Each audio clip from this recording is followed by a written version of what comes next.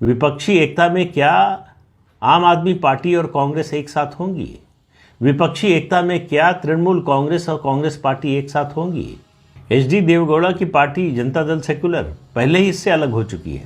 वो लगातार कांग्रेस के खिलाफ बोल रहे हैं। उनको लग रहा है कि अब कांग्रेस से लड़कर ही उनका सर्वाइवल है। कोई आश्चर्य नहीं है कि उनका बीजेपी से अलायंस हो जाए लोकसभा चुनाव के लिए। विधानसभा चुनाव तो अभी 5 साल दूर है, उसके बारे में अभी कुछ नहीं कहा जा सकता। अब कर्नाटक का असर तेलंगाना पर यह पड़ा है कि उसके बाद ही ये फैसला किया के चंद्रशेखर राव ने कि 2 जून को तेलंगाना की स्थापना के 10 साल पूरे हो रहे हैं। तो ये 10 साल का समारोह 21 दिन चलेगा। 22 जून को इसका समापन होगा और 12 जून जिस दिन पटना में बैठक है उस दिन तेलंगाना की सभी 119 विधानसभा क्षेत्रों में रन फॉर तेलंगाना के समारोह का आयोजन किया गया है। तो मुख्यमंत्री के चंद्रशेखर राव 2 जून से 22 जून तक तेलंगाना में रहेंगे, वो उससे बाहर नहीं निकलेंगे।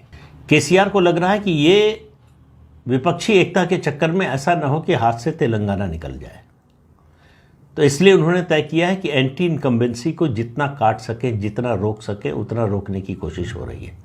अलग अलग समारोह किए जा रहे हैं, घोषणाएं की जा रही हैं, अलग अलग समूहों को फ़ायदा पहुंचाने की कोशिश की जा रही है। लेकिन सवाल ये है कि जो 5 साल पहले वादे किए थे उनका क्या, उनको जो पूरा नहीं कर पाए हैं उसका क्या जवाब होगा? इसका कोई जवाब केसीआर के पास है नहीं। केसीआर का ये फैसला ये बताता है कि क्षेत्रीय दलों के लिए राष्ट्रीय स्तर पर विपक्षी एकता से ज़्यादा महत्वपूर्ण है अपने राज्य में अपनी ताकत बढ़ाना। इस फैसले पर और कई दल उतर सकते हैं।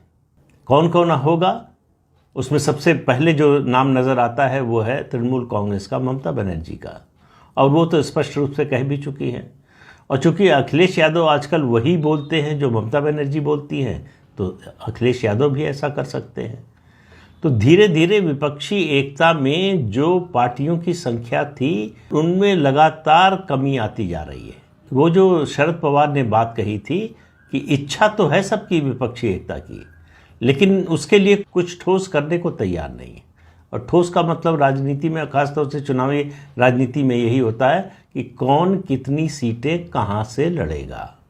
जब तक इस बात का फैसला नहीं होता, मैं कह रहा हूं कि कौन नेतृत्व करेगा, कौन नेता होगा, क्या नीतियां होंगी, ये सब छोड़ दीजिए। जो व्यवहारिक बात है वो ये है कि कौन कहां से कितनी सीटें लड़ेगा, और जिन राज्यों में क्षेत्रीय दल जो है मजबूत हैं वहाँ क्या वो राष्ट्रीय पार्टी यानी कांग्रेस को या किसी और पार्टी को जगह देंगे।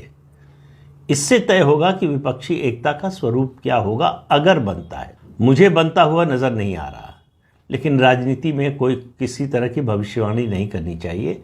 अभी समय भी है, हो सकता है बन जाए, लेकिन उसका नतीजा जो पिछला अनुभव है, अतीत का अनुभव है, उससे कुछ अलग होगा ऐसा लगता नहीं। फिर भी राहुल गांधी के हिसाब से तो मैथमेटिक्स देख लीजिए, उनका मैथ्स देखिए, आपको पता चल जाएगा कि क्या नतीजा आने वाला है 2024 के चुनाव का। और नतीजा आएगा तो लोग, ये नतीजा जो है चौंकाने वाला होगा। चौंकाने वाला नतीजा तो 2014 में भी आया था, 2019 में भी आया था। 2019 में तो आपके जो सलाहकार हैं, जो रणनीतिकार हैं, वो आपको बता रहे थे कि 160 से 180 सीटें कांग्रेस पार्टी की आ रही हैं। तो कौन चौंका? तो इस बार कौन चौंकेगा ये तो मतदाता ही तय करेगा। लेकिन इतना तय है कि विपक्षी एकता का जो समा बांधने की कोशिश हो रही थी कि बस एक हो जाओ और मोदी को हरा दो, उसमें भी एकता नहीं नजर आ रही। वो एकता का मंसूबा भी परवान चढ़ता हुआ नहीं दिख रहा।